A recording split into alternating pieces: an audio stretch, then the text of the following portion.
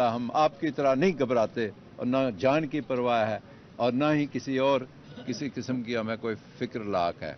आज इस मौके पर मैं अपनी गुफ्तगू को मुख्तसर करते हुए ये कहूँगा कि मैं सबसे पहले कराची आके अपने एक जुर्रतमंद लीडर जिसने यूनाइटेड नेशन में कश्मीरियों का मुकदमा लड़ा और कश्मीरियों के लिए ये कहा कि मैं कश्मीरियों का सफ़ीर हूँ, वकील हूँ और फिर मोहसन भी हूँ।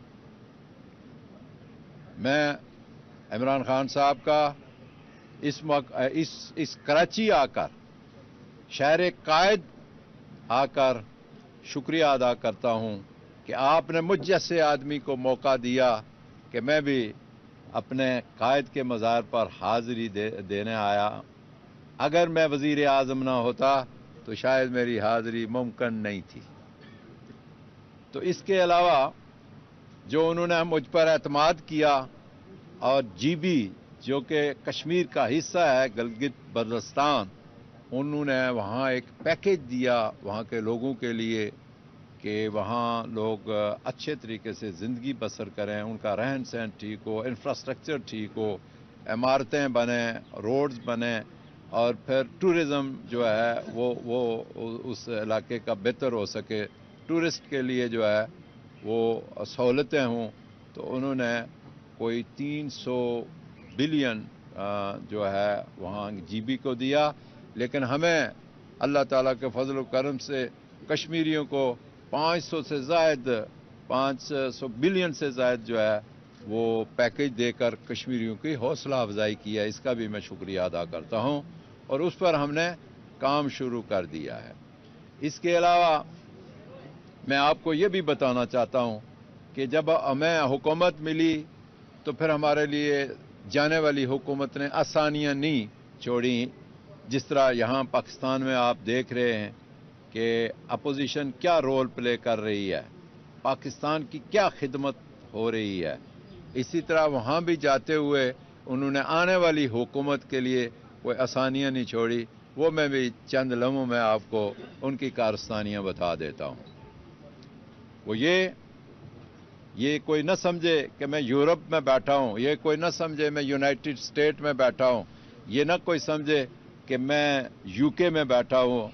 मैं अपने मुल्क पाकिस्तान में बैठा हूँ और पाकिस्तानी और कश्मीरियों से मुखातब हूँ और पूरी दुनिया में बसने वाले पाकिस्तानी और कश्मीरियों से मुखातब हूँ कि हर कोई जाने वाली हुकूमत आने वाले के लिए आसानियाँ नहीं छोड़ती, लेकिन हमारे लिए कुछ ज़्यादा ही मुश्किलात और फिर ऐसे हालात पैदा कर गए कि वो अगर मैं आपसे ज़िक्र न करूं तो मुझे भी इत्मीनान नहीं होगा और आप भी जो है आपको भी तसल्ली नहीं होगी। वो ये कि हुकूमत आज़ाद कश्मीर ने पब्लिक सर्विस कमीशन तो शुरू से जब से इस्लाहत आई आज़ाद कश्मीर में तो पब्लिक सर्विस कमीशन आया जिसके तहत लोग अपने काबिलियत और अहलियत की बुनियाद पर सर्विसेज में आते थे।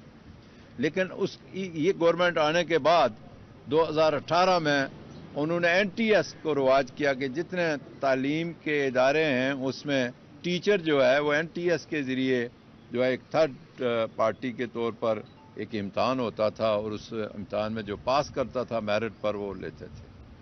ये दो काम इन्होंने किए, मैं अप्रिशिएट करता हूँ। आगे बताता हूँ क्या हुआ, घबराना नहीं, आगे बताता हूँ। आगे ये हुआ कि इन दोनों को ख़त्म कर दिया। 5,500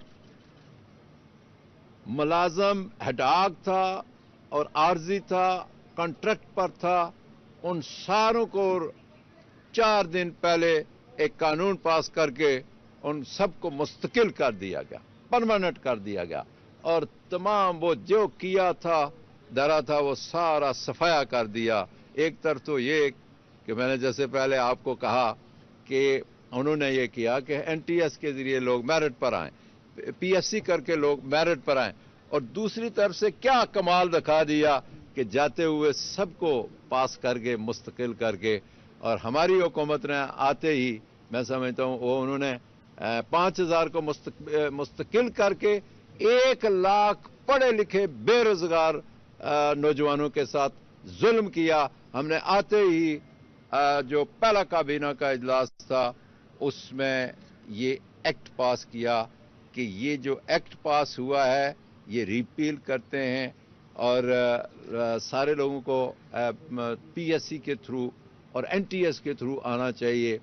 और फिर हमने वो रिपील कर दिया और अब कहते हैं कि ये 5000 लोगों के लिए वो अब क्या कहते हैं, जिस तरह आप टीवी पर रोज मजाकरे टाकरे देखते हैं इनके, कहते हैं ये 5000 लोगों के साथ जुल्म हुआ है।